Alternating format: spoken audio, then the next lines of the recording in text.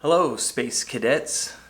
Today is July 8th, 2021, and I'm going to be taking you on a little guided tour of our local group, the Milky Way, and furthermore, the galaxy. I've only been messing with this program for about a couple days, so excuse me if I mess up or don't find some things. It's kind of a confusing. There's a lot of things to pay attention to.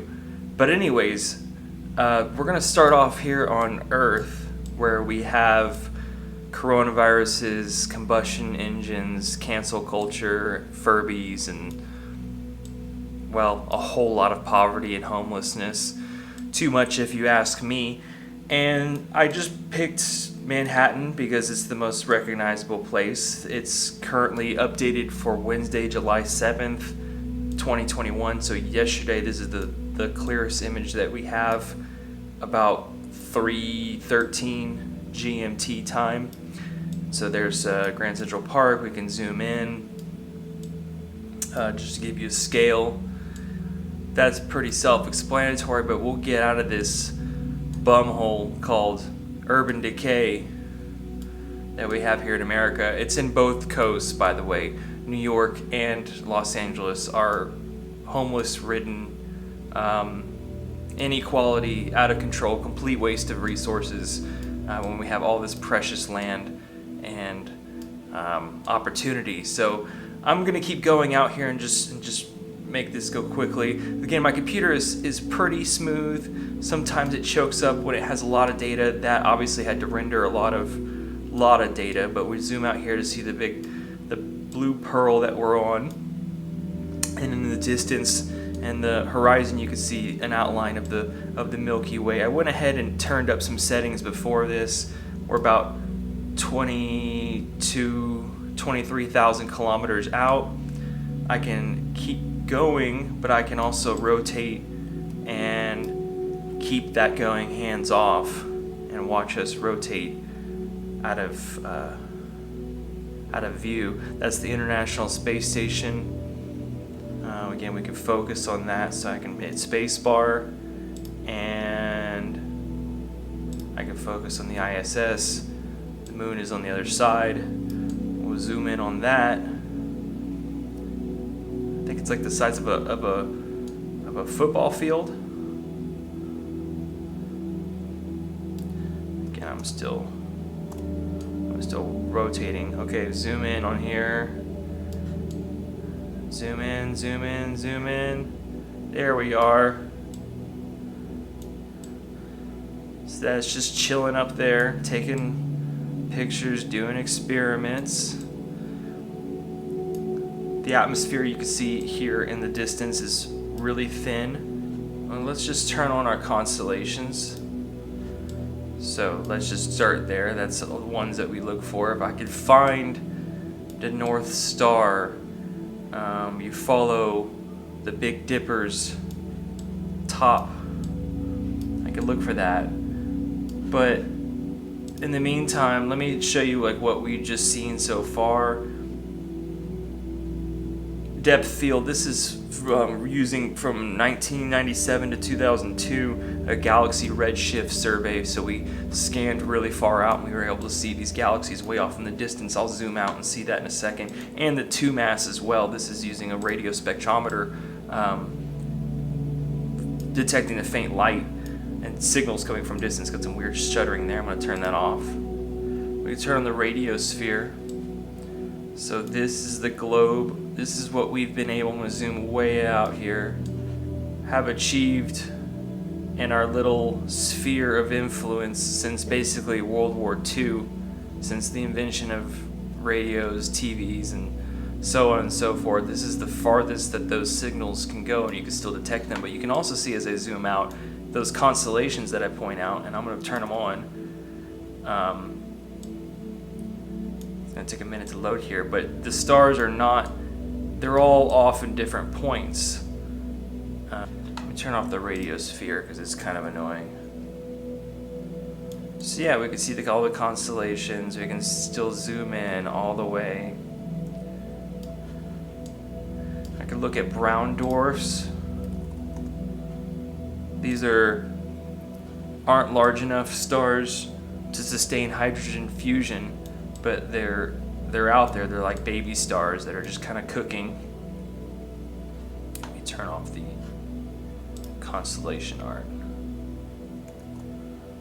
There we go. And again, I turned up the brightness before this show to see the Milky Way.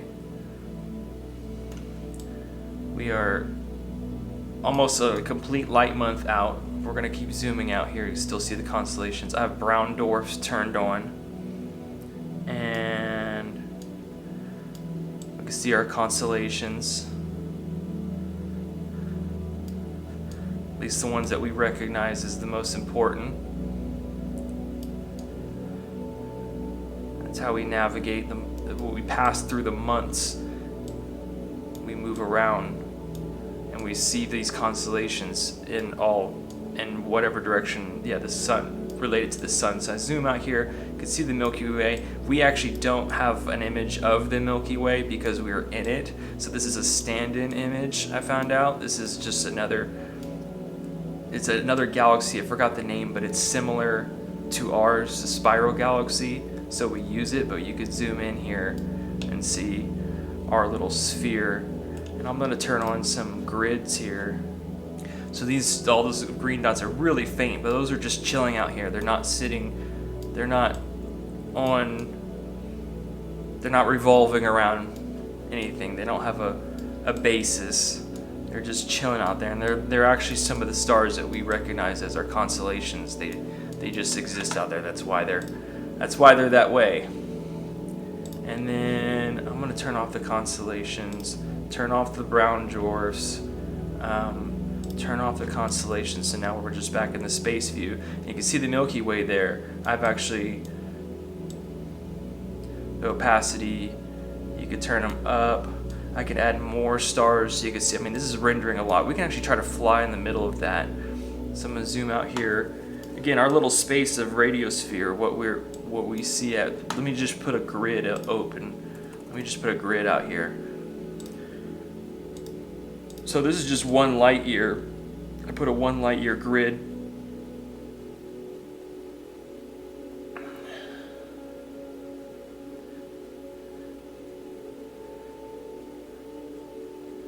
That's 1 light year across.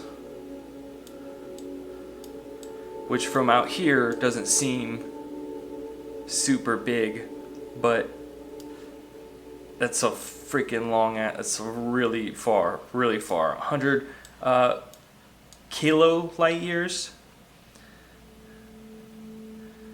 That surely passes our Milky Way galaxy. I think is only like, I can add more stars if I go to Milky Way volume, and of course this makes my computer chug, but I turn on volume rendering, makes it brighter here so we can see that's actually a whole chunk of stars there, but I turn that off because it renders a lot.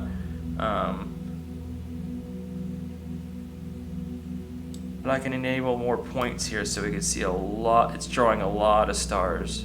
I just turn that up. Pulsars. These are cool. All these little red dots are highly rotating compact stars with radiation blasting from its poles. It's a really cool image. You should Google pulsars. There we go. Those are all pulsars. They're shooting out. You don't want to go near that. And then some stars. Let me see if I can label all my stars. And go back to our local group. Okay, so now we start getting a lot of, I'm not going to do the alternate. Just the stars we know. Zoom in on sun. We've got names for all of them around us. Can I find the local group? Too busy of a screen. I believe this is infrared, what we're seeing. And I'm gonna go way out of the Milky Way to show you. I'm gonna go in the center actually. Fly through. I'm still focused on Earth. Actually, I'm focused on the ISS right now. Let me focus back on Earth.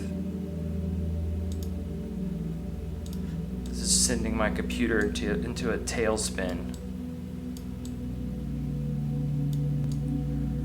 I can fly through the Milky Way. Things are really spread out. We're passing a whole lot of pulsars.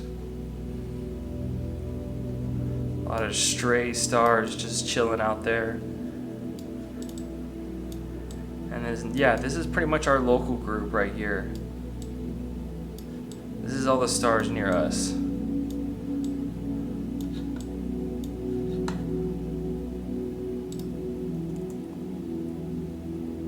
Turn off those. Okay, and then let's turn on my radio sphere again so you can still see what we... Yeah, that's our little globe there. That's what we've yelled out. And actually, I think I heard if I could find the Pleiades, that's where Galileo 400 years ago was looking back at us. That's what time it took to reach that. But I'm going to turn off the radios. I'm going to keep it on. And then we'll keep going out, and we're going to turn on... There's another galaxy nearby us. Now we're getting into the infrared star clusters. Again, our little dot there, that's our little Milky Way.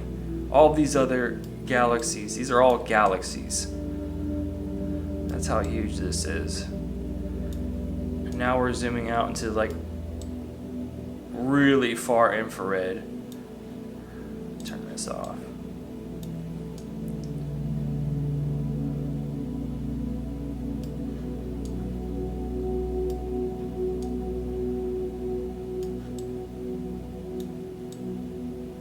Of course, this is like how because we can only see from this side, so there's all this unexplored territory of what we still need to map. And again, here we go back out to, this is the farthest we know, but beyond this, there's other universes probably. Who knows?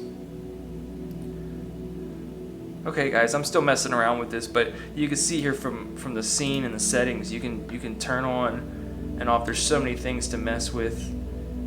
Here I could turn like the brightness of the sun up, and I mean every single thing is modifiable. It's really incredible what they were able to do. I'm guessing this is with OpenGL. The rendering to put this into scale is just phenomenal. I'm so glad I'm finally went. I mean, I'm in my 30s and like I'm finally playing. This is science fiction. This is what I've wanted to like look at my whole life. This is the closest thing we'll get to leaving this. Okay guys, that was my little amateur tour of the universe.